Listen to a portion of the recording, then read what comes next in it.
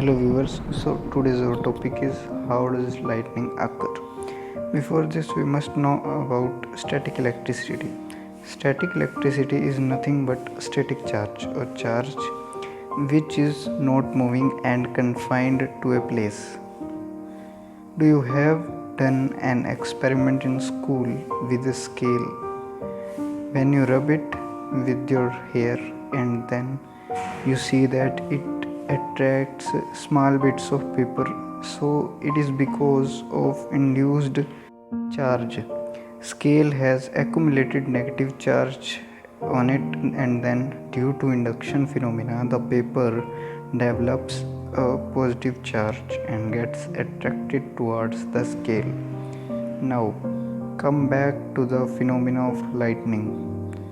When two clouds rub with each other, a positive charge is developed on the upper cloud and a negative charge is developed on the lower cloud. This is due to the rubbing, due to the friction. These charges keep on accumulating in both of the clouds. Why? Because of the that air is a bad conductor of electricity. When these charges accumulate more than the limit, then the air cannot stop them from flowing and charge flows between two clouds. Also, the ground has a positive charge relative to the negative cloud, and ultimately the flow of electricity takes place between the cloud and the ground. Also, the voice of thunder is due to the sudden rise in temperature of air surrounding the electric discharge, and this results in instantaneous increase in kinetic energy of the air molecule. As we know that the speed of the sound is about 340 meters per second and speed of light is 3 lakh kilometers per second.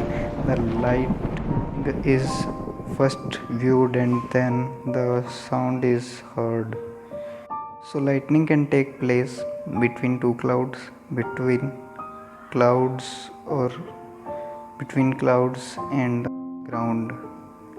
Also, it is advisable that we should not stand under trees at the time of lightning, as these are prone of lightning.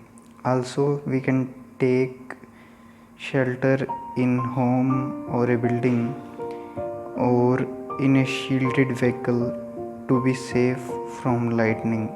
If you don't have any building or any vehicle near you, then you should avoid big trees and should sit on the ground with your head between your arms and knees, so to minimize the surface area and reducing the chances to be hit by a light wave.